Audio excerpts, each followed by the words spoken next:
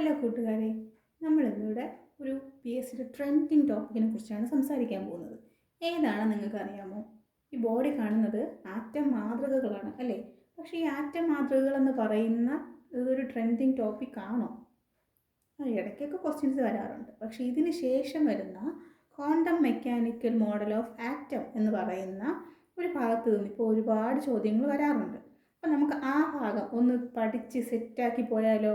അപ്പോൾ അതിന് മുമ്പായിട്ട് നമുക്ക് എന്താണ് ആറ്റം മോഡൽ, ഏതൊക്കെ ആറ്റം മോഡൽ ഇതുവരെ നിലവിലുണ്ടായിരുന്നു എന്നൊക്കെ ഒന്ന് പഠിച്ച് അതിൻ്റെ ഒരു ഹിസ്റ്ററി അറിഞ്ഞതിന് ശേഷം നമുക്ക് ക്വാണ്ടം മെക്കാനിക്കൽ മോഡലും കൂടെ ഒന്ന് പഠിച്ചു പോകാം.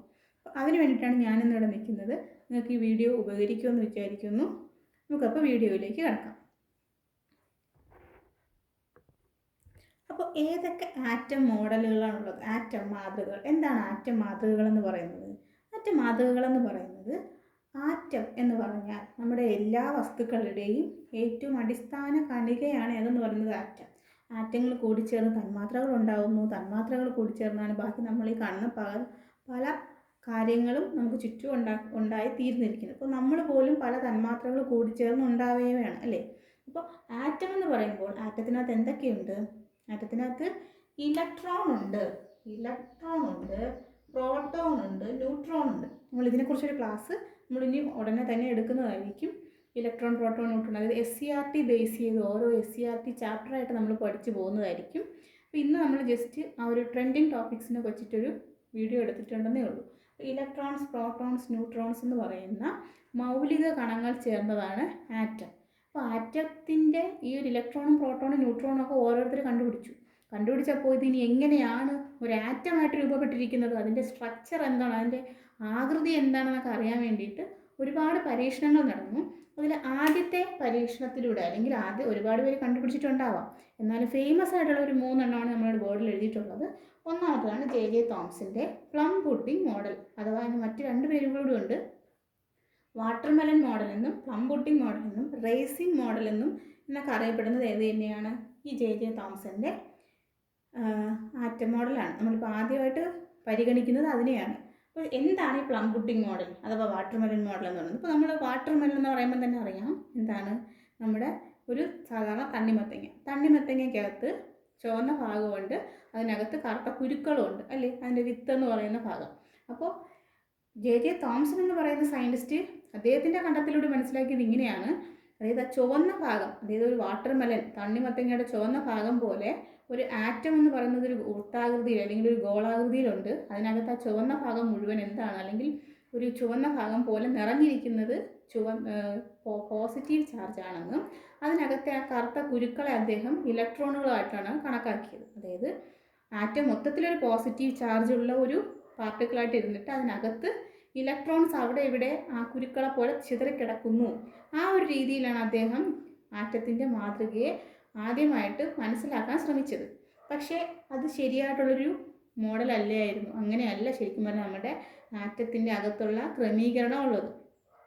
ഈ വാട്ടർമെലൻ്റെ അകത്ത് അതിൻ്റെ മറ്റൊരു പേരാണ് പ്ലം പുഡിംഗ് മോഡൽ. എന്തുകൊണ്ടാണ് അങ്ങനെ പറയാൻ കാരണം? നമ്മുടെ പ്ലം പുഡിംഗ് എന്ന് പറയുമ്പോൾ പുഡിങ്ങിനകത്തൊക്കെ ചെറിയ ചെറിയ റേസിൻസ് എന്ന് പറയുമ്പോൾ മുന്തിരി കാണൂല, നമ്മുടെ സാധാരണ ഉണക്കമുന്തിരി, അതൊക്കെ കിടക്കുന്നത് പോലെ അതുകൊണ്ടാണ് അതിന് പ്ലം പുഡിംഗ് എന്നും റേസിൻ പുഡിംഗ് എന്നും അതുപോലെ വാട്ടർമെലൺ എന്നുള്ള പേര് വന്നത്. ഇനി അതെല്ലാം കണ്ടാൽ ഓർമ്മിക്കേണ്ട പേര് ആരുടെയാണ്? J.J. തോംസൻ്റെയാണ്. തോംസൺ തുടങ്ങിയത് ആരാണ്? തോംസനാണ്. ഇനി അടുത്ത ആളാണ് റൂദർഫോർഡ് എന്ന് പറയുന്നത്. കാരണം ഇദ്ദേഹത്തിൻ്റെ ആ ഒരു മോഡല് അത്ര അങ്ങോട്ട് അംഗീകരിക്കാൻ പറ്റിയില്ല അല്ലേ? അപ്പോൾ അത് കഴിഞ്ഞിട്ട് വന്ന ആളാണ് ആരെന്ന് പറയുന്നത്? റൂദർഫോർഡ് എന്ന് പറയുന്നത്. റൂദർഫോർഡ് അങ്ങനെ പെട്ടെന്ന് വന്ന ആളല്ല. അദ്ദേഹം ഒരുപാട് കണ്ടെത്തലുകൾ കണ്ടുപിടിച്ച ആളാണ്. അതായത് ഇപ്പോൾ പ്രോട്ടോണിനെയൊക്കെ കണ്ടുപിടിച്ചത് തന്നെ ആരാണ്? റൂദർഫോർഡാണ്. അപ്പോൾ അദ്ദേഹം ഇതിൻ്റെ പുറകെയുള്ള ഒരുപാട് പരീക്ഷണങ്ങൾ ചെയ്തപ്പോൾ അദ്ദേഹത്തിന് മനസ്സിലായത് നമ്മുടെ സൗരയൂഥ മാതൃക. എന്താണ് സൗരയൂഥ മാതൃക? സൗരയൂഥം എങ്ങനെയാണ്? നടുക്ക് സൂര്യൻ, ചുറ്റും ഗ്രഹങ്ങൾ ഇങ്ങനെ കിടന്ന് ചുറ്റി കറങ്ങിക്കൊണ്ടേയിരിക്കുകയാണ് അല്ലേ? അതുപോലെ നടുക്ക് ഒരു ന്യൂക്ലിയസ്, ആ വാക്ക് ന്യൂക്ലിയസ് എന്ന് പറയുന്ന പദം അല്ലെങ്കിൽ ആ ഒരു കാര്യം കണ്ടുപിടിച്ചതും ആര് തന്നെയാണ്? റൂദർഫോർഡ് തന്നെയാണ്. ന്യൂക്ലിയസ് ഉണ്ടെന്നും അതിന് ചുറ്റും ഒരു പാതയിൽ, കൃത്യമായ ഒരു പാതയിൽ ഇലക്ട്രോൺസ് ഇങ്ങനെ കറങ്ങുകയാണെന്നും പറഞ്ഞത് ആരാണ്? റൂദർഫോർഡാണ്. ആ കറങ്ങുന്ന പാതയെ വിളിച്ച പേരാണ് ഓർബിറ്റ്. ഈ ഓർബിറ്റ് എന്ന് പറഞ്ഞ പേര് കൊണ്ടുവന്നത് അപ്പോൾ ആര് തന്നെയാണ്? റൂദർഫോർഡ് തന്നെയാണ്. അദ്ദേഹം ഈ സൗരയൂഥ മാതൃക കണ്ടുപിടിച്ചത്, നമുക്കിപ്പോൾ ആറ്റം എന്ന് പറയുന്നത് വളരെ ചെറിയ ഒരു പാർട്ടിക്കിളാണ് അല്ലേ, അപ്പോൾ നമുക്കതിനെ കണ്ണുകൊണ്ട് കാണാൻ പറ്റില്ല. അപ്പോൾ അദ്ദേഹം അതിനെ കണ്ടുപിടിച്ചത് ആൽഫ റേ പരീക്ഷണം. ഒന്ന് എടുത്ത് ശ്രദ്ധിച്ച് നോക്കി വെച്ചേക്കുക, ആൽഫ റേ പരീക്ഷണം. എന്തുകൊണ്ടാണ് ഞാൻ അതങ്ങനെ പറയാൻ കാരണം എന്ന് ചോദിച്ചു കഴിഞ്ഞാൽ, ഇപ്രാവശ്യത്തെ 9ാം ക്ലാസ്സിലെ ടെക്സ്റ്റ് ബുക്കിൽ വളരെ വിശദമായിട്ട് ആൽഫ റേ പരീക്ഷണത്തിനെ കുറിച്ച് പറയുന്നുണ്ട്. അതുമാത്രമല്ല, അതിലെ ഓരോ കണ്ടെത്തലുകളും ആ കണ്ടെത്തലിൻ്റെ അടിസ്ഥാനത്തിൽ അദ്ദേഹം എത്തിച്ചേർന്ന നിഗമനങ്ങളും പോയിൻ്റായിട്ട് കൊടുത്തിട്ടുണ്ട്. അപ്പോൾ ആൽഫ റേ പരീക്ഷണം ആരുമായി ബന്ധപ്പെട്ടിരിക്കുന്നു? റൂദർഫോർഡുമായിട്ടാണ് ബന്ധപ്പെട്ടിരിക്കുന്നത്. അപ്പോൾ ആൽഫ റേ പരീക്ഷണത്തിനകത്ത് അദ്ദേഹം ആൽഫ റേസിനെ ന്യൂക്ലിയസിനകത്ത് ഗോൾഡ് ഫോയിലോട്ട് കടത്തിവിടുകയാണ് ചെയ്തത്. അതിൻ്റെ ഫലമായിട്ട് തട്ടിത്തെറിച്ച് പോയപ്പോൾ നടുക്കുള്ള അല്ലെങ്കിൽ മധ്യത്തിലുള്ള ഭാഗം കുറച്ച് വലുതാണെന്ന് മനസ്സിലായി. അതാണ് ന്യൂക്ലിയസ് എന്ന് അദ്ദേഹം പേരിട്ടത്. ആ ന്യൂക്ലിയസിന് പോസിറ്റീവ് ചാർജാണെന്ന് അദ്ദേഹത്തിന് മനസ്സിലായി. കാരണം ആൽഫ റേസിന് പോസിറ്റീവ് ചാർജായിരുന്നു. അപ്പോൾ പോസിറ്റീവും തമ്മിൽ വികർഷണം ഉള്ളതുകൊണ്ടാണ് തട്ടി തിരിച്ചു പോകുന്നതെന്ന് അദ്ദേഹത്തിന് മനസ്സിലായി. ഭൂരിഭാഗം പ്രദേശവും ഒഴിഞ്ഞു കിടക്കുകയാണെന്ന് മനസ്സിലായി. കാരണം ഈ ആൽഫ റേസ് നല്ല രീതിയിൽ കടന്നു പോകുന്നുണ്ടായിരുന്നു. ചിലതൊക്കെ തട്ടി ഡീവിയേറ്റ് ചെയ്യുന്നുണ്ടായിരുന്നു. ആ ഡീവിയേറ്റ് ചെയ്തെന്ന് മനസ്സിലായി. ഈ ഇലക്ട്രോൺസ് അതിന് ചുറ്റും ഇങ്ങനെ റൗണ്ട് ചെയ്തുകൊണ്ടേ ഇരിക്കുകയാണ്, അല്ലെങ്കിൽ നമ്മുടെ ഭൂമി കിടന്ന് സൂര്യനെ വലം വയ്ക്കും പോലെ വലം വെച്ചുകൊണ്ടേ ഇരിക്കുകയാണെന്ന് അദ്ദേഹത്തിന് മനസ്സിലായി. അപ്പോൾ ഇത് കഴിഞ്ഞ്, അപ്പോൾ ഇതാണ് റൂദർഫോർഡിൻ്റെ സൗരയൂഥ മാതൃക.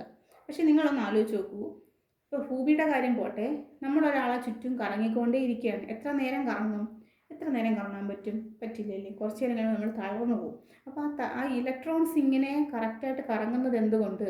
നെഗറ്റീവ് ചാർജുള്ള ഇലക്ട്രോൺ പോസിറ്റീവ് ചാർജുള്ള പ്രോട്ടോണിലോട്ട് എന്തുകൊണ്ട് വന്നു തട്ടുന്നില്ല, അല്ലെങ്കിൽ ന്യൂക്ലിയസിലോട്ട് എന്തുകൊണ്ട് എത്തുന്നില്ല എന്നൊന്നും പറയാൻ ആർക്ക് പറ്റിയില്ല? റൂദർഫോർഡിന് പറ്റിയില്ല. ആ ഒരു പ്രശ്നത്തിന് പരിഹാരം കൊണ്ടുവന്ന ആളാണ് ബോർ എന്ന് പറയുന്ന ആൾ, നീൽസ് ബോർ എന്ന് പറയുന്ന ബോർ. അദ്ദേഹത്തിൻ്റെ ആറ്റം മോഡലിൽ അദ്ദേഹം ഈ ഓർബിറ്റലിനെ വിളിച്ച മറ്റൊരു പേരാണ് എന്തെന്ന് പറയുന്നത്? ഊർജ നിലകളെന്ന് പറയുന്നത്. ഇതിനെ വിളിച്ച മറ്റൊരു പേരാണ് ഊർജ നിലകൾ. ഓർബിറ്റ് തന്നെയാണ്, പക്ഷെ അദ്ദേഹം വിളിച്ച, അല്ലെങ്കിൽ ഓർബിറ്റ് എന്നും വിളിക്കാം, നമുക്ക് ഊർജ നിലകളെന്നും വിളിക്കാം. കാരണം എന്താണ്? ഈ ഊർജ നിലകളെന്ന് പറഞ്ഞു കഴിഞ്ഞാൽ അദ്ദേഹം പറഞ്ഞത്, ഒരു ന്യൂക്ലിയസ് ഉണ്ട്, ന്യൂക്ലിയസിനകത്ത് പ്രോട്ടോണും ന്യൂട്രോണും ഉണ്ട്, അതിന് ചുറ്റും ഇലക്ട്രോണുകൾ ഇങ്ങനെ വലം വെച്ചുകൊണ്ടേ ഇരിക്കുകയാണ്. ആ വലം വെച്ചിരിക്കുന്ന പാതകളെ റൂദർഫോർഡ് വിളിച്ചു ഓർബിറ്റുകൾ. പക്ഷേ എന്തുകൊണ്ട് അതിൽ തന്നെ ഒരു ഇലക്ട്രോൺ ഒരു ഓർബിറ്റിൽ തന്നെ എന്തുകൊണ്ടേ കറങ്ങിക്കൊണ്ടിരിക്കുന്നു എന്ന് പറയാനായിട്ട് റൂദർഫോർഡിന് കഴിഞ്ഞില്ല. അപ്പോൾ അതിന് പകരം നീൽസ് ബോർ വന്നിട്ട് പറഞ്ഞത്, ഈ ഓർബിറ്റലുകൾക്ക് ഓരോ ഓർബിറ്റിനും ഓരോ എനർജി ഉണ്ട്. അതായത് ഇപ്പം ഒരാറ്റത്തിന് ചുറ്റും ന്യൂക്ലിയസ് ഉണ്ട്, ന്യൂക്ലിയസിനകത്ത് പ്രോട്ടോണും ന്യൂട്രോണും ഉണ്ട്, അതിന് ചുറ്റും ഒന്നാമത്തെ ഊർജ്ജനില, രണ്ടാമത്തെ ഊർജ്ജനില, മൂന്നാമത്തെ ഊർജ്ജനില, അങ്ങനെ ഊർജ്ജനിലകളുണ്ട്. അതിൽ ഇത് ന്യൂക്ലിയസിനോട് ചേർന്നിരിക്കുന്നതാണ് ആദ്യത്തേത്, ഒന്നാമത്തേത്, അടുത്തത് രണ്ടാമത്തതും, അടുത്തത് മൂന്നാമത്തത്. ഇങ്ങനെയാണ് ഊർജ്ജനിലകളെ അദ്ദേഹം തരംതിരിച്ചത്. ആ ഊർജ്ജനിലകൾക്ക് ഓരോ ഊർജ്ജനിലയ്ക്കും ഓരോ ഊർജ്ജമായിരിക്കും. അതായത് ഇപ്പോൾ നമ്മൾ പറയാറില്ലേ, ഒരു ക്ലാസ്സിൽ പോയി കഴിഞ്ഞാൽ ടീച്ചർ നിൽക്കുന്നു, ടീച്ചറിൻ്റെ അടുത്ത ബെഞ്ചിലിരിക്കുന്ന കുട്ടികൾ, അവർക്ക് ഒരു എനർജി ആയിരിക്കും അല്ലേ, അതിൻ്റെ പുറകിലോട്ടിരിക്കുന്നവർക്ക് എനർജി വ്യത്യാസമായിരിക്കും. അങ്ങനെ ഏറ്റവും പുറകിലോട്ട് പോകുന്തോറും കുട്ടികളുടെ എനർജി ലെവലും വ്യത്യാസമായിരിക്കും. അപ്പോൾ ഓരോ അടുത്തടുത്തിരിക്കുന്നവർക്ക് എനർജി കുറവായിരിക്കും. ഇപ്പോൾ ഫ്രണ്ടിലിരിക്കുന്ന കുട്ടികൾ നല്ല പഠിപ്പി കുട്ടികളായിരിക്കും, അവരെങ്ങനെയായിരിക്കും ഇരിക്കുന്നത്? വളരെ സൈലൻ്റ് ആയിട്ടിരിക്കും. പുറകിലോട്ട് പോകുന്തോറും വില്ലന്മാരായിരിക്കും ഉള്ളത്, അവർ നല്ല ആക്റ്റീവായിരിക്കും അല്ലേ. അപ്പോൾ അങ്ങനെയുള്ള ആ ഒരു രീതിയിൽ തന്നെ വിചാരിച്ച് വെച്ചിരിക്കുക, ന്യൂക്ലിയസിനോട് അടുത്തുള്ളതിന്, അതായത് ഒന്നാമത്തെ ഊർജ്ജ നിലയ്ക്ക് എനർജി കുറവായിരിക്കും രണ്ടാമത്തതിനെ അപേക്ഷിച്ച്. അപ്പം ഒന്നിനാണോ രണ്ടിനാണോ എനർജി കൂടുതലെന്ന് ചോദിച്ചു കഴിഞ്ഞാൽ രണ്ടാമത്തതിനാണ് എനർജി കൂടുതൽ. ന്യൂക്ലിയസിൽ നിന്നും അകലേക്ക് പോകുന്തോറും എനർജി കൂടി വരികയാണ് ചെയ്യുന്നത്. ന്യൂക്ലിയസിന് അടുത്തേക്ക് വരുന്തോറും എനർജി കുറഞ്ഞു വരികയാണ് ചെയ്യുന്നത്. ഓർമ്മിക്കാൻ പാടാണെങ്കിൽ ഇങ്ങനെ വിചാരിക്കുക, ന്യൂക്ലിയസിന് അടുത്തേക്ക് വരുമ്പോൾ വട്ടത്തിൻ്റെ അളവ് ചെറുതല്ലേ, ഞാൻ ഓർമ്മിക്കാൻ വേണ്ടി പറഞ്ഞതാണ്. വട്ടത്തിൻ്റെ അളവ് ചെറുതാണ്, അപ്പോൾ അത് എനർജി കുറവാണ്. ദൂരേക്ക് പോകുന്തോറും എനർജി കൂടുതലാണ്. അപ്പോൾ ഇത്രയാണ് ബോർ ആറ്റം മോഡൽ എന്ന് പറഞ്ഞത്. പക്ഷേ ബോർ ആറ്റം മോഡലിൻ്റെ പ്രശ്നം എന്ന് പറയുന്നത് വേറൊന്നുമില്ല. ബോർ ആറ്റം മോഡലിന് ചില കാര്യങ്ങളൊന്നും അങ്ങോട്ട് എക്സ്പ്ലെയിൻ ചെയ്യാൻ പറ്റിയില്ല. അപ്പോൾ ഇതിനകത്ത് ഇലക്ട്രോണുകൾ ഇരിക്കുന്നത് ശരിക്കും പറഞ്ഞാൽ ഈ പാതയിലാണോ എന്നൊക്കെ ചോദിച്ചു കഴിഞ്ഞാൽ അല്ല എന്ന് പറയേണ്ടി വരും. അപ്പോൾ പിന്നെ എവിടെയാണ് ശരിക്കുള്ള ഇലക്ട്രോണിൻ്റെ സ്ഥാനം? ഹെയ്സൻബർഗ് അൺസർട്ടനിറ്റി പ്രിൻസിപ്പിൾ, അതുപോലെ തന്നെ ഡി ബ്രോഗ്ലിയിലെ ദ്വൈത സ്വഭാവം, അതുപോലുള്ള ചില പുതിയ കണ്ടെത്തലുകൾ വന്നതോടുകൂടി ബോർ ആറ്റം മോഡലിന് ഒരുപാട് പരിമിതികളുള്ളതായിട്ട് പറയാൻ തുടങ്ങി. അപ്പോൾ അതിന് പരിഹാരമായിട്ട് വന്ന പുതിയൊരു ആറ്റം മോഡലാണ് നമ്മൾ ഇനി പഠിക്കാൻ പോകുന്ന quantum mechanical model of atom. അപ്പോൾ നമ്മൾ പഠിച്ചുകൊണ്ടിരുന്നത് quantum mechanical model of atom. ഇത് ഇന്ന ആൾ കൊണ്ടുവന്നു എന്നൊന്നും പറഞ്ഞിട്ട് നമുക്ക് പഠിക്കാനില്ല. ഇത് എല്ലാവരും കൂടെ കണ്ടുപിടിച്ച ഒരു രീതിയാണ്. നമ്മൾ ഇനി പഠിക്കാൻ പോകുന്നതാണ് quantum mechanical model of atom. ശരിക്കും പറഞ്ഞാൽ നമ്മുടെ പരീക്ഷകളുടെയൊക്കെ ഒരു സ്റ്റാറാണ് ആരെന്ന് പറയുന്നത് quantum mechanical model of atom. കാരണം ഇപ്പോഴത്തെ പുതിയ SCERT ചാപ്റ്ററിനകത്ത് പുതുതായിട്ട് കുട്ടികൾക്ക് പഠിക്കാനും കൊടുത്തിട്ടുള്ളൊരു ഭാഗമാണ് ഈ പറഞ്ഞ quantum mechanical model of atom എന്ന് പറയുന്നത്. നമുക്ക് മുമ്പ് വരെ കഴിഞ്ഞ വർഷം വരെ നോക്കിക്കഴിഞ്ഞാൽ 10ാം ക്ലാസ്സിലെ കുട്ടികൾക്ക് ബോർ ആറ്റം മോഡൽ വരെയൊക്കെ തന്നെ ഉള്ളൂ. പക്ഷേ ഇപ്രാവശ്യം മുതൽ അത് quantum mechanical model of atom തൊട്ടുണ്ട്. അതും വിശദമായിട്ട് തന്നെ പഠിക്കാനുണ്ട്. അത് +1 +2ലാണ് നമ്മൾ മുമ്പ് പഠിച്ചുകൊണ്ടിരുന്നത്. ഇപ്പോൾ ഇത് നമ്മുടെ 10ാം ക്ലാസ്സിലെ കുട്ടികൾക്ക് പഠിക്കാനുണ്ട്. 1-2 ക്വസ്റ്റ്യൻസ് PSCയും എടുത്ത് ഉപയോഗിച്ച് തുടങ്ങിക്കഴിഞ്ഞു. അപ്പോൾ നമുക്കിത് പഠിച്ചൊന്ന് സെറ്റ് ചെയ്ത് വെക്കാം. നമുക്കിനി എവിടെ നിന്ന് പരീക്ഷയ്ക്ക് ചോദിച്ചാലും കൃത്യമായിട്ട് എഴുതാൻ തക്ക രീതിയിൽ നമുക്കിതൊന്ന് പഠിച്ച് സെറ്റ് ചെയ്ത് വെക്കാം. വളരെ കുറച്ചേ ഉള്ളൂ. കാരണം നമുക്ക് കുട്ടികൾക്ക് പഠിക്കുന്നത് പോലെ ഒരുപാട് എഴുതാനൊന്നുമില്ല. നമുക്ക് ആ കാര്യം മനസ്സിലാക്കി അറിയാമെങ്കിൽ ശരിക്കും പറഞ്ഞാൽ നമുക്ക് എന്ത് ചെയ്യാൻ പറ്റും? OMR കറുപ്പിച്ചാൽ മതി അല്ലേ? അപ്പോൾ നമുക്ക് ആ ഒരു രീതിയിൽ കറക്റ്റായിട്ട് ഇന്നത്തെ നമ്മുടെ ഈ ഒരു ഭാഗം പഠിച്ച് സെറ്റ് ചെയ്തിട്ട് പോവാം. അപ്പം quantum mechanical model of atom എന്ന് പറയുന്നാൽ വേറെ ഒന്നുമില്ല. ഇപ്പം നമ്മളിവിടെ ഒരാൾ അഡ്രസ്സ് ചോദിക്കുന്നു. ഇപ്പോൾ ഇതുവരെ പറഞ്ഞതെല്ലാം ആറ്റം പറയുന്നു, ആറ്റത്തിനകത്ത് ഇലക്ട്രോൺ അവിടെ കറങ്ങുന്നു ഇവിടെ കറങ്ങുന്നു എന്ന് പറഞ്ഞു. പക്ഷേ ശരിക്കും പറഞ്ഞാൽ ആറ്റത്തിനകത്ത് ഇലക്ട്രോൺ ഇരിക്കുന്നത് നമ്മൾ പടം വരയ്ക്കുന്നത് പോലെ ഈ വട്ടമായിട്ടല്ല. അതായത് ഇങ്ങനെ ന്യൂക്ലിയസിന് ചുറ്റും ഇലക്ട്രോൺ ഇങ്ങനെ കറങ്ങുന്നു എന്ന് നമ്മൾ പറഞ്ഞെങ്കിലും ഇതൊരു 2D ഇമേജാണ് അല്ലേ? 2D എന്ന് പറഞ്ഞാൽ നമുക്കൊരു പേപ്പറിൽ വരയ്ക്കാൻ പറ്റുന്ന ഇമേജിനെ വിളിക്കുന്ന പേരാണ് 2D. പക്ഷേ ശരിക്കും പറഞ്ഞാൽ ഒരു ആറ്റം അങ്ങനെയാണോ? അല്ല, 3D ആണ്. അതായത് ഇങ്ങനെ X ആക്സിസ്, ഇങ്ങനെ Y ആക്സിസ്, പിന്നെ പുറത്തേക്ക് ഒരു Z ആക്സിസ്. അതാണ് 3D. 3 ഡയമെൻഷൻ എന്ന് പറയുമ്പോൾ 3 ഡയമെൻഷൻ നമുക്ക് പറയാൻ പറ്റും. ഒരു ബോൾ പോലെയാണ്, അല്ലാതെ ഒരു വള പോലെയല്ല ഉള്ളത്, അല്ലെങ്കിൽ ഒരു ഡിസ്ക് പോലെയല്ല ഉള്ളത്, ഒരു ബോൾ പോലെയാണുള്ളത് അല്ലേ? അപ്പോൾ ആ ബോൾ പോലെ ഇരിക്കുന്ന ആറ്റത്തിനകത്ത് ഇലക്ട്രോണിൻ്റെ സ്ഥാനം നമുക്ക് പറയാൻ വേണ്ടിയിട്ട് ഉപയോഗിക്കാൻ പറ്റുന്നത് കുറച്ചുകൂടി ആക്യുറേറ്റ് ആയിട്ട് അല്ലെങ്കിൽ കൃത്യമായിട്ട് നമുക്ക് പറയാൻ സഹായിക്കുന്ന കുറച്ച് നമ്പേഴ്സിനെയാണ് നമ്മൾ quantum mechanical model of atom എന്നുള്ളത് കൊണ്ട് നമുക്ക് ചുരുക്കി പറയാൻ പറ്റുന്നത്. അതിനകത്ത് 4 നമ്പേഴ്സാണുള്ളത്. Principal quantum number, azimuthal quantum number, magnetic quantum number, spin quantum number. 4 numbers ഉപയോഗിച്ചിട്ട് നമുക്കൊരു ആറ്റത്തിനകത്ത് ഒരു ഇലക്ട്രോൺ എവിടെയാണെന്ന് ചോദിച്ചു കഴിഞ്ഞാൽ നമുക്ക് കൃത്യമായിട്ട് നമുക്ക് പറഞ്ഞു കൊടുക്കാൻ പറ്റും. അപ്പോൾ നിങ്ങളടുത്ത് ഒരാൾ വന്നിട്ട് നിങ്ങളുടെ അഡ്രസ്സ് ചോദിച്ചു കഴിഞ്ഞാൽ നിങ്ങൾ പറയുമ്പോൾ നിങ്ങളുടെ വീട്ടുപേര് പറയും, നിങ്ങളുടെ ആ ലോക്കൽ ഏരിയ സ്ഥലം പറയും, പിന്നെ ആ സിറ്റി പറയും, പിന്നീട് നമ്മൾ ഡിസ്ട്രിക്റ്റോ അല്ലെങ്കിൽ ജില്ലയോ ഡിസ്ട്രിക്റ്റോ അല്ലെങ്കിൽ സ്റ്റേറ്റോ എന്ത് വേണം നമുക്ക് പറയാം അല്ലേ? ഇപ്പോൾ നമ്മൾ കേരളത്തിനകത്തൊരാളോ ഒന്ന് ചോദിക്കുകയാണെങ്കിൽ നമുക്ക് നമ്മുടെ ലോക്കൽ സ്ഥലത്തിൻ്റെ പേരും അതുപോലെ തന്നെ സിറ്റിയുടെ പേര്, ഡിസ്ട്രിക്റ്റ്, ജില്ല ഏതാണെന്നും കൂടെ ആയിരിക്കും നമ്മളൊരു അഡ്രസ്സ് എഴുതുന്നത്. അപ്പോൾ അതുപോലെ തന്നെ ഒരു ഇലക്ട്രോണിൻ്റെ അഡ്രസ്സിനെയാണ് നമ്മൾ ഈ 4 സംഖ്യകൾ കൊണ്ട് ഉദ്ദേശിക്കുന്നത്. അതിൽ ആദ്യത്തെ ആളെന്ന് പറയുന്നത് പ്രിൻസിപ്പൽ ക്വാണ്ടം നമ്പർ. 4 പേരുകൾ ആദ്യം തന്നെ പഠിക്കുക. Principal quantum number, azimuthal quantum number, magnetic quantum number, spin quantum number. 4 പേരുകൾ ആദ്യം പഠിക്കുക. ഒന്നൊന്നായിട്ട് നമുക്ക് പഠിക്കാം. വളരെ സിമ്പിളാണ്. ആദ്യത്തേത് principal quantum number. Principal quantum നമ്പറിനെ സൂചിപ്പിക്കുന്ന അക്ഷരം സ്മോൾ ലെറ്റർ N ആണ്. നമ്മൾ ഈ N മുമ്പും പഠിച്ചിട്ടുണ്ട്. നമ്മുടെ ഒരു ഷെല്ലിനകത്ത്, നിങ്ങൾക്ക് ഷെല്ലൊക്കെ അറിയാമായിരിക്കും. അപ്പോൾ അല്ലെങ്കിൽ നമുക്ക് കമൻറ്റ് ചെയ്താൽ മതി. നമ്മൾ ഇതിനെക്കുറിച്ച് വിശദമായിട്ട് ഓരോ SCERT ക്ലാസ് വൈസ് തരുന്നുണ്ട്. അപ്പോൾ ഒരു ഷെല്ലിനകത്ത് പരമാവധി എത്ര ഇലക്ട്രോൺസ് കൊള്ളുമെന്ന് ചോദിച്ചു കഴിഞ്ഞാൽ നമ്മൾ എഴുതുന്ന ഒരു ഇക്വേഷൻ ഉണ്ട് അല്ലേ, 2n². അപ്പോൾ ഈ N എന്തോന്നാണ്? ഈ N എന്ന് പറയുന്നത് നമ്മളിപ്പോൾ പറഞ്ഞ ഈ പ്രിൻസിപ്പൽ ക്വാണ്ടം നമ്പറാണ്. നമ്മളിത് അറിഞ്ഞുകൂടാതെയാണ് ഇത്രയും വർഷം N എന്നുള്ള രീതിയിൽ ഉപയോഗിച്ചുകൊണ്ടിരുന്നത്. അപ്പോൾ ശരിക്കും പറഞ്ഞാൽ അതെന്ത് തന്നെയാണ്? പ്രിൻസിപ്പൽ ക്വാണ്ടം നമ്പറാണ്. എന്താണ് പ്രിൻസിപ്പൽ ക്വാണ്ടം നമ്പർ എന്ന് പറഞ്ഞു കഴിഞ്ഞാൽ നമുക്ക് അറിയാവുന്ന കാര്യം തന്നെയാണ്. അതായത് ഒരു ന്യൂക്ലിയസ് ഉണ്ട്, ന്യൂക്ലിയസിന് ചുറ്റും ഇലക്ട്രോൺസ് ഇങ്ങനെ കറങ്ങുമെന്ന് പറഞ്ഞില്ലേ? ഒന്നാമത്തത്, രണ്ടാമത്തത്, മൂന്നാമത്തെ ഓർബിറ്റ് ഇങ്ങനെ കറങ്ങാറുണ്ട് അല്ലേ? ഒരുപാട് ഓർബിറ്റുകളുണ്ട്. അതിൽ ഓരോ നമ്പറിനെയും നമ്മൾ ഓരോ അക്ഷരങ്ങൾ ഉപയോഗിച്ചിട്ടായിരിക്കും പറയുന്നത്. അതായത് കെ എന്ന് പറയുന്ന ഇത് നമ്മൾ കൊച്ചു ക്ലാസ്സിൽ പഠിച്ചിട്ടുള്ളതാണ്. ഒന്നാമത്തെ ഷെല്ലിന് നമ്മൾ ഇംഗ്ലീഷിൽ ഇട്ടിരിക്കുന്ന അക്ഷരം കെ ആണല്ലേ. കെ എൽ എം എൻ എന്നാണ് നമ്മൾ ഇട്ട് കൊടുക്കുന്നത്. ABCD എന്നല്ല തുടങ്ങുന്നത്. KLMN എന്നുള്ള രീതിയിലാണ് ഒരു ആറ്റത്തിൻ്റെ ഷെല്ലുകൾക്ക് നമ്മൾ പേരിട്ട് തുടങ്ങുന്നത്. ന്യൂക്ലിയസിനോട് ഏറ്റവും അടുത്തിരിക്കുന്നതിന് നമ്മൾ വിളിക്കുന്ന പേര് കെ എന്നാണ്. അത് കഴിഞ്ഞാൽ L, M, N അങ്ങനെ പോകും. N വരെയൊക്കെ നമ്മൾ സ്കൂളിലായാലും കേട്ട് പരിചയമുള്ളൂ. അപ്പോൾ അതിൽ ഒന്നാമത്തെ ഷെല്ലിന് 1 നമ്പർ കൊടുത്തു. സിമ്പിളാണല്ലേ. അപ്പം കെ എന്ന് പറയുന്ന ഷെല്ലിന് സൂചിപ്പിക്കുന്ന പ്രിൻസിപ്പൽ ക്വാണ്ടം നമ്പർ എത്രയാണ്? 1 ആണ്. അപ്പോൾ നമ്മളോട് പരീക്ഷയ്ക്ക് ചോദിക്കാൻ സാധ്യത ഇങ്ങനെയാണ് അല്ലേ. എന്താണ് പ്രിൻസിപ്പൽ ക്വാണ്ടം നമ്പറിലെ 1 n = 1? അത് ഏതിനെ സൂചിപ്പിക്കുന്നു? ഏത് ഷെല്ലിനെയാണ് സൂചിപ്പിക്കുന്നത്? അത് കെ എന്ന് പറയുന്ന ഷെല്ലിനെയാണ് സൂചിപ്പിക്കുന്നത് അല്ലേ. ഷെൽ. അപ്പോൾ പ്രിൻസിപ്പൽ ക്വാണ്ടം നമ്പർ എന്തിനെയാണ് സൂചിപ്പിക്കുന്നത്? ഷെല്ലിനെയാണ് സൂചിപ്പിക്കുന്നത്. ഷെല്ലെന്ന് പറഞ്ഞു കഴിഞ്ഞാൽ നമ്മൾ നേരത്തെ പറഞ്ഞ ഓർബിറ്റ് അല്ലേ. ഓർബിറ്റ് അഥവാ ഊർജ നിലകൾ. അതാണ് പ്രിൻസിപ്പൽ ക്വാണ്ടം നമ്പർ സൂചിപ്പിക്കുന്നത് അല്ലെങ്കിൽ റെപ്രസെൻ്റ് ചെയ്യുന്നത്. ആരെയാണ്? ഷെല്ലിനെ അഥവാ ഓർബിറ്റിനെയാണ്.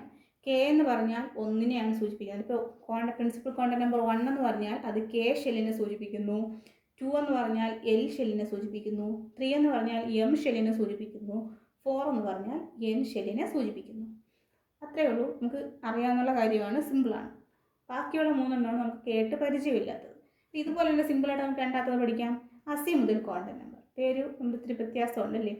അസിമുതൽ ക്വാണ്ടം നമ്പർ എന്ന് പറയുന്നത് പുതിയൊരു വാക്കാണ്. Sub shell. സബ് ഷെൽ പേര് തന്നെയുണ്ട്. ഷെല്ലിനകത്തുള്ള ഷെൽ അല്ലേ. Sub shell. ഇപ്പം നമ്മുടെ ഒരു വലിയ ഫ്ലാറ്റ് ആലോചിക്കുക. ആ ഫ്ലാറ്റിനകത്ത് ഒരുപാട് നിലകൾ കാണും അല്ലേ. ഒരുപാട് നിലകൾ കാണും. ആ നിലകൾക്കകത്ത് ഓരോ നിലയിലും ഓരോരുത്തരായിരിക്കും താമസിക്കുന്നത് അല്ല. ഓരോ നിലയ്ക്കകത്ത് വീണ്ടും എന്ത് കാണും? ചെറിയ ചെറിയ അപ്പാർട്ട്മെൻറ്റ്സ് പോലെ ഇങ്ങനെ കാണാറുണ്ട് അല്ലേ. അപ്പോൾ ഇത് തന്നെയാണ് ശരിക്കും പറഞ്ഞാൽ ഇത് പഠിക്കാൻ നമുക്ക് എളുപ്പം. അതായത് ഒരു ഫ്ലാറ്റിനെ നമ്മൾ ഒരു എന്തായിട്ട് കണക്കാക്കുക? ഒരു ആറ്റമായിട്ട് കണക്കാക്കുക. ആ ആറ്റത്തിനകത്ത് ഓരോ നിലകളുണ്ട്, ഓരോ ഊർജ നിലകൾ. അതാണ് എന്തെന്ന് പറയുന്നത്? ഷെൽ അഥവാ ഓർബിറ്റ് എന്ന് പറയുന്നത്. എന്നാൽ ആ ഷെല്ലിനകത്ത് വീണ്ടും ചെറിയ ചെറിയ അപ്പാർട്ട്മെൻറ്റ് ഇല്ലേ, അതിനെയാണ് നമ്മൾ എന്തെന്ന് വിളിക്കുന്നത്? Sub shell. ഇപ്പോൾ നമ്മളടുത്ത് ഒരാൾ വന്ന് ചോദിക്കുകയാണ്, നിൻ്റെ വീട് ഈ ഫ്ലാറ്റിൽ എവിടെയാണെന്ന് ചോദിച്ചു കഴിഞ്ഞാൽ ഇപ്പോൾ നമ്മൾ ഫ്ലാറ്റിൻ്റെ പേര് പറഞ്ഞു കൊടുക്കും, ഫ്ലാറ്റിനകത്ത് നില പറഞ്ഞു കൊടുക്കും, ആ നിലയ്ക്കടുത്ത് ഏത് അപ്പാർട്ട്മെൻ്റ് ആണെന്ന് പറഞ്ഞു കൊടുക്കണം. ആ അപ്പാർട്ട്മെൻറ്റിൽ നമ്മുടെ റൂം ഉണ്ടെങ്കിൽ ആ റൂം ഏതാണെന്ന് നമ്മൾ പറഞ്ഞു കൊടുക്കേണ്ടി വരും അല്ലേ. റൂം എന്ന് വെച്ചാൽ നമ്മൾ അത്രയും അടുത്തുള്ളതാണെങ്കിൽ ഇതിൻ്റെ ഒരു കണക്ഷൻ കിട്ടാൻ വേണ്ടി പറഞ്ഞതേ ഉള്ളൂ. അപ്പോൾ അതുപോലെയാണ് ഈ ഷെല്ലിനകത്തുള്ള വീണ്ടുമുള്ള ചെറിയ അറകളെ വിളിക്കുന്ന പേരാണ്. ചെറിയ അറകളല്ല, അതിനകത്തുള്ള ചെറിയ ഭാഗങ്ങളെ വിളിക്കുന്ന പേരാണ് എന്തെന്ന് പറയുന്നത്? സബ് ഷെൽ എന്ന് പറയുന്നത്. അതായത് നമുക്ക് കുറച്ചുകൂടി ആക്യുറേറ്റ് ആയിട്ട് ഇലക്ട്രോൺ എവിടെയാണെന്ന് ചോദിച്ചു കഴിഞ്ഞാൽ ഷെല്ലിനകത്താണെന്ന് പറയാം. കുറച്ചുകൂടി ആക്യുറേറ്റ് ആയിട്ട് പറയുമ്പോൾ ഷെല്ലിനകത്ത് ഇന്ന സബ് ഷെല്ലിനകത്താണെന്ന് പറയാം. അതിനുവേണ്ടി ഉപയോഗിക്കുന്നതാണ് അസിമുതൽ ക്വാണ്ടം നമ്പർ എന്ന് പറയുന്നത്. അവിടെ നിങ്ങൾക്ക് ഈ ഒരു 4 നമ്പേഴ്സ് കാണാതെ പഠിക്കേണ്ടി വരും. അത് മാറിപ്പോവാതെ, ജസ്റ്റ് തെറ്റിപ്പോവാൻ സാധ്യത ഉള്ളതാണ്, പക്ഷെ നമ്മൾ മാറിപ്പോവാതെ പഠിക്കണം. എന്താണ്? SPDF. നമുക്ക് 4 സബ് ഷെല്ലുകളാണ് ഉള്ളത്. ഏതൊക്കെയാണ് ആ 4 സബ് ഷെല്ല് എന്ന് പറയുന്നത്? SPDF. എന്തുകൊണ്ടാണ് അങ്ങനെ ഒരു ABCD എന്നോ KLMN എന്നോ കൊടുത്തതെന്ന് ചോദിച്ചു കഴിഞ്ഞാൽ നമ്മൾ ആ സബ് ഷെല്ലിൻ്റെ ഷേപ്പിനനുസരിച്ചിട്ടാണ് നമ്മൾ സബ് ഷെല്ലിന് പേര് കൊടുത്തിട്ടുള്ളത്. എസ് എന്ന് പറഞ്ഞു കഴിഞ്ഞാൽ സ്ഫിയർ ഷേപ്പാണ്. അതായത് ഈ ഷെല്ലിനകത്തുള്ള ഇലക്ട്രോൺ ഇരിക്കുന്ന ആ ഒരു ഭാഗത്തിൻ്റെ ഷേപ്പ് അനുസരിച്ചിട്ടാണ് നമ്മൾ അതിന് സബ് ഷെല്ലിന് പേര് കൊടുത്തിട്ടുള്ളത്. അത് സ്ഫിയർ ഷേപ്പ് ആണെങ്കിൽ അത് എസ് സബ് ഷെൽ എന്ന് പറയും. ഇനി ഡംബൽ ഷേപ്പ്. ഡംബൽ എന്ന് പറയുമ്പോൾ നമ്മുടെ ഇങ്ങനത്തെ ഷേപ്പ്, ഇൻഫിനിറ്റി അല്ലെങ്കിൽ ഒരു ഡംബലില്ലേ, ഒരു 2 സൈഡിൽ 2 ബോൾ പോലെ ഇരിക്കുന്ന ഇതിനെ വിളിക്കുന്ന പേരാണ് ഡംബൽ ഷേപ്പ്. അങ്ങനെയാണെങ്കിൽ അത് പി സബ് ഷെൽ എന്ന് പറയും. ഈ ഡി സബ് ഷെൽ ആണെങ്കിൽ ഡബിൾ ഡംബൽ ഷേപ്പാണ്. ഇപ്പോൾ സ്ഫിയർ ആണെങ്കിൽ സ്ഫെറിക്കൽ അല്ലെങ്കിൽ സ്ഫിയർ, അതാണ് എന്തെന്ന് പറയുന്നത്? യെസ്. പി എന്ന് പറഞ്ഞു കഴിഞ്ഞാൽ പ്രിൻസിപ്പിളാണ്. പ്രിൻസിപ്പിൾ സബ്ഷെല്ലാണ്. അതിൻ്റെ പേര് ടെക്സ്റ്റിനകത്ത് കൊടുത്തിട്ടുണ്ട്, അതുകൊണ്ടാണ് ഞാൻ പറഞ്ഞത്. പി എന്നാണ് പ്രിൻസിപ്പൽ സബ്ഷെല്ലാണ്. ആ സബ്ഷെല്ലിൻ്റെ ഷേപ്പ് ചോദിച്ചു കഴിഞ്ഞാൽ ഡംബൽ ഷേപ്പാണ്. ഇനി ഡി എന്ന് പറഞ്ഞാൽ ഡിഫ്യൂസ്ഡ് ആണ്. ഡിഫ്യൂസ്ഡ് സബ്ഷെല്ലായതുകൊണ്ടാണ് അതിനെ ഡി എന്ന് നമ്മൾ പേര് കൊടുത്തത്, അക്ഷരം കൊണ്ട് ഡിനോട്ട് ചെയ്തത്. അതിൻ്റെ ഷേപ്പ് എന്ന് പറയുന്നത് ഡബിൾ ഡംബൽ, അതായത് ഒരു ഡംബൽ ഇങ്ങനെ, ഒരു ഡംബൽ ഇങ്ങനെ, അതാണ് ഡബിൾ ഡംബൽ എന്ന് വിളിക്കുന്നത്. ഡബിൾ ഡംബൽ ഷേപ്പാണ്. നാലാമത്തത് എഫ് സബ്ഷെല്ലാണ്. എഫ് സബ്ഷെല്ലിൻ്റെ പേര് വരാൻ കാരണം എഫ് എന്ന് പറയുന്ന അക്ഷരം വന്നിട്ടുള്ളത് ഫണ്ടമെൻ്റൽ എന്ന് പറയുന്ന അതിൻ്റെ ഒരു ഷേപ്പ് അല്ലെങ്കിൽ അതിൻ്റെ ഒരു പേര് കാരണമാണ്. അപ്പോൾ S spherical, principle, diffused, fundamental. അതിൽ എസിൻ്റെ ഷേപ്പും എന്ത് തന്നെയാണ്? സ്ഫിയർ ഷേപ്പാണ്. പിയുടെ ഷേപ്പ് ഡംബൽ ഷേപ്പാണ്. ഡിയുടെ ഷേപ്പ് ഡബിൾ ഡംബൽ ഷേപ്പാണ്. എഫിൻ്റെ ഷേപ്പ് എന്ന് പറയുന്നത് ഒരു കൺഫ്യൂസ്ഡ് ആണ്, അല്ലെങ്കിൽ കുറച്ചുകൂടി കോംപ്ലിക്കേറ്റഡ് ആയിട്ടുള്ളൊരു ഷേപ്പാണ്. 3D അല്ലേ? 3D ആകുമ്പോൾ നമുക്ക് പല രീതിയിൽ തന്നെ വരയ്ക്കാൻ വേണ്ടി പറ്റും. അപ്പോൾ അതിനകത്ത് തന്നെ എസിനെ സൂചിപ്പിക്കുന്ന അസിമുതൽ ക്വാണ്ടം നമ്പർ എത്രയാണ്? 0. അത് മാറിപ്പോവരുത്. എസിനെ സൂചിപ്പിക്കുന്ന സബ്ഷെൽ നമ്പർ 0 എസ് എന്ന് പറയുന്നത് 0 പി എന്ന് പറയുന്നത് 1 ഡി എന്ന് പറയുന്നത് 2 എഫ് എന്ന് പറയുന്നത് 3 ഇത് 4 നമ്മൾ കാണാതെ പഠിച്ചങ്ങ് വയ്ക്കുക. ഇതിൽ മാറിപ്പോവരുത്. എസ് ഒ സോ അങ്ങനെ വിചാരിച്ചാൽ മതി. എസ് എന്ന് പറയുന്നത് 0 സൂചിപ്പിക്കുന്നത്, പി എന്ന് പറയുന്നത് 1 സൂചിപ്പിക്കുന്നത്. അസിമുതൽ ക്വാണ്ടം നമ്പർ L = 0 എന്ന് തന്നു കഴിഞ്ഞാൽ അത് ഏത് സബ്ഷെല്ലിനെ സൂചിപ്പിക്കുന്നു ചോദിച്ചു കഴിഞ്ഞാൽ അത് ഏത് സബ്ഷെല്ലിനെ സൂചിപ്പിക്കുന്നു? എസിനെ. ഇപ്പോൾ L = 2 ഏത് സബ്ഷെല്ലിനെ സൂചിപ്പിക്കുന്നു എന്ന് വെച്ചാൽ നമ്മളിപ്പോൾ ഇത് മാത്രമേ നമ്മൾ പഠിച്ചിട്ടുള്ളെങ്കിൽ SPDF 2 കാണുമ്പോൾ നമ്മൾ പി എഴുതും. പക്ഷെ പി അല്ല, സംഭവം എതിനെയാണ് സൂചിപ്പിക്കുന്നത്? ഡി സബ്ഷെല്ലിനെയാണ് സൂചിപ്പിക്കുന്നത്. അപ്പോൾ ഇതാണ് അസിമുതൽ ക്വാണ്ടം നമ്പർ എന്ന് പറയുന്നത്. ഇതിനെ സബ്ഷെല്ലിനെയാണ് സൂചിപ്പിക്കുന്നത്. സബ്ഷെല്ലിനെ സൂചിപ്പിക്കുന്നതോടൊപ്പം തന്നെ ഇതെന്തിനെ റെപ്രസെൻ്റ് ചെയ്യുന്നു എന്ന് ചോദിച്ചു കഴിഞ്ഞാൽ ഓറിയൻറ്റേഷനാണ്. അല്ല, സബ്ഷെല്ലിനെയാണ് സൂചിപ്പിക്കുന്നത്. ഇനി അടുത്ത ഓറിയൻറ്റേഷനെ സൂചിപ്പിക്കുന്നതാണ് മാഗ്നറ്റിക് ക്വാണ്ടം നമ്പർ. 3ാമത്തെ ക്വാണ്ടം നമ്പറാണ് മാഗ്നറ്റിക് ക്വാണ്ടം നമ്പർ. അത് ആ ഒരു ഇലക്ട്രോൺ അതിനകത്ത് എങ്ങനെ കറങ്ങുന്നു, ഓറിയൻറ്റ് ചെയ്യുന്നു എന്നതിനെ സൂചിപ്പിക്കുന്നു. ഓറിയൻറ്റേഷൻ എന്ന് പറയുമ്പോൾ ഇലക്ട്രോൺസ് കറങ്ങിക്കൊണ്ടിരിക്കുകയില്ലേ, അത് ഈ സബ്ഷെല്ലിനകത്ത് അത് എങ്ങനെ കറങ്ങുന്നു എന്നതിനെ സൂചിപ്പിക്കുന്ന ക്വാണ്ടം നമ്പറാണ് മാഗ്നറ്റിക് ക്വാണ്ടം നമ്പർ എന്ന് പറയുന്നത്. അപ്പോൾ ഈ മാഗ്നറ്റിക് ക്വാണ്ടം നമ്പർ എന്തിനാണ് സൂചിപ്പിക്കുന്നത്? ഓറിയൻറ്റേഷനാണ് സൂചിപ്പിക്കുന്നത് അല്ലേ? അപ്പോൾ അവിടെ എമ്മിൻ്റെ വാല്യൂസ് എന്തൊക്കെയാണെന്ന് ചോദിച്ചു കഴിഞ്ഞാൽ നമ്മളിപ്പോൾ ഇവിടെ 1, 2, 3, 4 പഠിച്ചു, ഇവിടെ 0, 1, 2, 3 എന്ന് പഠിച്ചു. അതുപോലെ മാഗ്നറ്റിക് ക്വാണ്ടം നമ്പർ എന്തിനാണ് സൂചിപ്പിക്കുന്നതെന്ന് ചോദിച്ചു കഴിഞ്ഞാൽ എന്തിനെയാണ് സൂചിപ്പിക്കുന്നത്? ഓറിയൻറ്റേഷനെയാണ്. ആ ഓറിയൻറ്റേഷൻ്റെ വാല്യൂസ് എങ്ങനെ, ഏത് മുതൽ ഏത് വരെ വരാം എന്ന് ചോദിച്ചു കഴിഞ്ഞാൽ അത് -L മുതൽ +L വരെ വരാം. എന്താണ് -L മുതൽ +L? നമ്മളിപ്പോൾ പഠിച്ചില്ലേ എൽ വാല്യൂ. അതിപ്പോൾ അസിമുതൽ ക്വാണ്ടം നമ്പർ എസ് ആണെങ്കിൽ ചിലപ്പോൾ നിങ്ങൾക്ക് അങ്ങനെ പറയാം, അസിമുതൽ ക്വാണ്ടം നമ്പർ 1 എല്ലിൻ്റെ വാല്യൂ 1 എങ്കിൽ എമ്മിൻ്റെ പോസിബിൾ വാല്യൂസ് ഏതൊക്കെയാണെന്ന് ചോദിച്ചു കഴിഞ്ഞാൽ ഏതൊക്കെയാണ്? -L മുതൽ +L വരെ. -L എന്ന് പറയുമ്പോൾ ഇവിടെ എല്ലിൻ്റെ വില എന്താണ്? 1 അപ്പോൾ -1 കഴിഞ്ഞാൽ അടുത്ത് എന്ത് വരും? +1 ആണോ? അല്ല, അതിൻ്റെ ഇടയ്ക്ക് ഒരാളുണ്ട്. ആരാണ്? 0. അപ്പോൾ 0 + 1 അതാണ് നമ്മൾ എഴുതിയിരിക്കുന്നത്. -L മുതൽ +L വരെ വരാം. എനിക്ക് നിങ്ങളോട് ഞാനൊരു ചോദ്യം ചോദിക്കട്ടെ. ഡി എന്ന് പറയുന്ന സബ്ഷെല്ലിലെ മാഗ്നറ്റിക് ക്വാണ്ടം നമ്പേഴ്സിൻ്റെ പോസിബിൾ വാല്യൂസ് ഏതൊക്കെയാണ്, അല്ലെങ്കിൽ വരാവുന്ന വാല്യൂസ് ഏതൊക്കെയാണ്?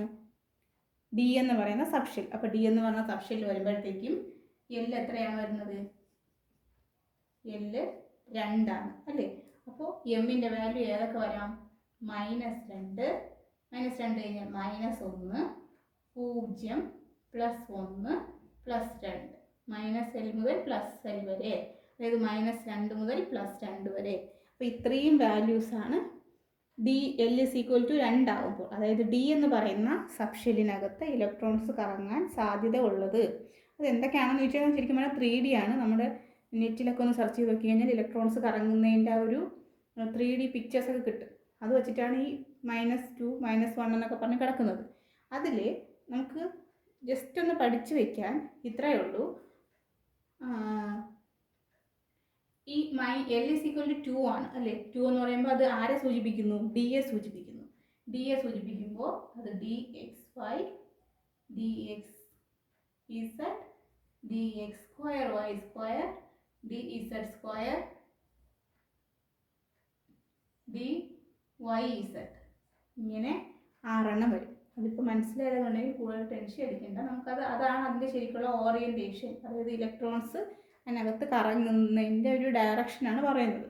അപ്പോൾ ഇതുപോലെയാണ് മാഗ്നറ്റിക് ക്വാണ്ടം നമ്പർ വരുന്നത്. ഇനി അടുത്ത് വരുന്നതാണ് സ്പിൻ ക്വാണ്ടം നമ്പർ. വളരെ സിമ്പിളാണ്. ഒരു ഇലക്ട്രോണ് എങ്ങനെ കറങ്ങുന്നു? ഒരു ഇലക്ട്രോണിന് 2 രീതിയിൽ കറങ്ങാം അല്ലേ. ഏതൊക്കെ രീതിയിൽ കറങ്ങാം? ക്ലോക്ക് വൈസ് ഡയറക്ഷനിലും കറങ്ങാം, ആൻറ്റി ക്ലോക്ക് വൈസ് ഡയറക്ഷനിലും കറങ്ങാം. ക്ലോക്ക് വൈസ് ഡയറക്ഷനിലാണെങ്കിൽ +½ എന്ന് പറയും, ആൻറ്റി ക്ലോക്ക് വൈസ് ആണെങ്കിൽ -½ എന്ന് പറയും. അതാണ് അപ്പോൾ അത് തമ്മിലുള്ള വ്യത്യാസം എന്ന് പറയുന്നത്. അപ്പോൾ സ്പിൻ ക്വാണ്ടം നമ്പർ എന്ന് പറഞ്ഞാൽ ഒരു ഇലക്ട്രോൺ എങ്ങനെയാണ് ഒരു ഇലക്ട്രോണിന് ചുറ്റും ഇലക്ട്രോൺ എങ്ങനെയാണ് ഒരു ആറ്റത്തിനകത്ത് കറങ്ങുന്നത്, അതിൻ്റെ ഡയറക്ഷനെ സൂചിപ്പിക്കുന്നതാണ് എന്ന് പറയുന്നത് സ്പിൻ ക്വാണ്ടം നമ്പർ. അത് +½ ആണെങ്കിൽ ക്ലോക്ക് വൈസ് ഡയറക്ഷനിൽ കറങ്ങുന്നു, -½ ആണെങ്കിൽ ആൻറ്റി ക്ലോക്ക് വൈസ് ഡയറക്ഷനിൽ കറങ്ങുന്നു. ഇനി നമ്മൾ പറഞ്ഞിരുന്നു പ്രിൻസിപ്പൽ ക്വാണ്ടം നമ്പർ 1, 2, 3, 4 വരും. ഇതിനകത്ത് ഓരോ നിലയ്ക്കകത്തും ഈ പറഞ്ഞ സബ്ഷെല്ലുകളുണ്ട്. അതായത് ഒന്നിനകത്തും എസും പിയും ഡിയും എഫും ഉണ്ട്, രണ്ടാമത്തേതിനകത്തും എസും പിയും ഡിയും എഫും ഉണ്ട്, മൂന്നാമത്തേതിനകത്ത് എസും പിയും ഡി എഫും ഉണ്ട്. അത് നമുക്ക് പ്രത്യേകിച്ച് ഒരു ക്ലാസ്സിൽ തന്നെ നമുക്ക് പഠിക്കേണ്ടതായിട്ടുണ്ട്. കാരണം അതും ഇപ്പോഴത്തെ ട്രെൻഡിങ് ടോപ്പിക്കാണ്. സെക്രട്ടേറിയറ്റിലെ അസിസ്റ്റൻറ്റ് പരീക്ഷയ്ക്ക് പോലുള്ളവയ്ക്ക് വരെ ചോദിച്ച ഒരു ഭാഗമാണ് നമ്മളിപ്പോൾ പറഞ്ഞ സബ്ഷെൽ ഇലക്ട്രോൺ കോൺഫിഗറേഷൻ എന്ന് പറയുന്നത്. അത് നമുക്ക് പ്രത്യേകിച്ച് തന്നെ പഠിക്കാനുണ്ട്. ഇപ്പോൾ നമ്മൾ പഠിച്ചത് ക്വാണ്ടം മെക്കാനിക്കൽ മോഡൽ ഓഫ് ആറ്റത്തിനെ കുറിച്ചാണ്. അപ്പോൾ ഈ ഒരു വീഡിയോ നിങ്ങൾക്ക് ഇഷ്ടപ്പെട്ടെന്ന് വിചാരിക്കുന്നു. 1-2 എക്സാമ്പിൾസ് കൂടെ നമുക്കൊന്ന് ചെയ്ത് നോക്കാം. അപ്പോൾ നിങ്ങളൊന്ന് നോക്കൂ. ഞാൻ ഇവിടെ കുറച്ച് വാല്യൂസ് എഴുതിയിട്ടുണ്ട്. എന്താണെന്നോ ഏതാണെന്നോ ഒന്നും പറഞ്ഞിട്ടില്ല. നമ്മളിപ്പോൾ പറഞ്ഞത് വെച്ചിട്ട് നിങ്ങൾക്കൊന്ന് എഴുതാൻ പറ്റുമോ നോക്കൂ. ഇവിടെ നമ്മൾ 2 കാര്യങ്ങൾ മാത്രമേ എഴുതിയിട്ടുള്ളൂ. ഇതുപോലെ നമുക്ക് മാഗ്നറ്റിക് ക്വാണ്ടം നമ്പർ വെച്ചിട്ടും പറയാനുണ്ട്. അത് നമുക്ക് അടുത്ത ക്ലാസ്സിൽ ചർച്ച ചെയ്യാം. കാരണം എല്ലാം കൂടെ ഒരുമിച്ചാകുമ്പോഴത്തേക്ക് നമുക്ക് ഒരുപാട് കൺഫ്യൂഷനായിപ്പോവും. അപ്പം ജസ്റ്റ് ഞാൻ ഈ വീഡിയോയുടെ ലാസ്റ്റ് ഇട്ടിരിക്കാം. നിങ്ങൾക്ക് മനസ്സിലാവുന്നുള്ളവർക്ക് അത് എഴുതിയെടുത്ത് കാര്യങ്ങൾ മനസ്സിലാക്കാം. അല്ലാത്തവർക്ക് ഇപ്പം തൽക്കാലം ഇത് മാത്രം ഒന്ന് നോക്കാം. n is equal to 3, l is equal to 1. അപ്പോൾ n is equal to 3 ആണെങ്കിൽ ഏതായിരിക്കും നമ്മുടെ ഉദ്ദേശിക്കുന്ന ഷെൽ എന്ന് പറയുന്നത്? ഈ n വാല്യൂ നമ്മൾ പറഞ്ഞു ഷെല്ലിനെയാണ് സൂചിപ്പിക്കുന്നത് അല്ലേ. ഷെല്ലിനെ സൂചിപ്പിക്കുന്നു. ഇതാണെങ്കിൽ സബ് ഷെല്ലിനെ സൂചിപ്പിക്കുന്നു. അപ്പോൾ നിങ്ങൾക്ക് ഇങ്ങനെ തന്നു കഴിഞ്ഞാൽ ഇതിലെ ഷെല്ല് ഏത് സബ് ഷെല്ല് ഏത് നിങ്ങൾക്ക് എഴുതാൻ പറ്റുന്നുണ്ടോ? n is equal to 3 ആണെങ്കിൽ ഷെല്ല് ഏതാണ്? K, L, M. M ഷെല്ലാണ് അല്ലേ. M ഷെല്ലാണ്. അപ്പോൾ ഷെല്ലിൻ്റെ നമ്പർ എന്താണ്? M ഷെല്ലാണ്.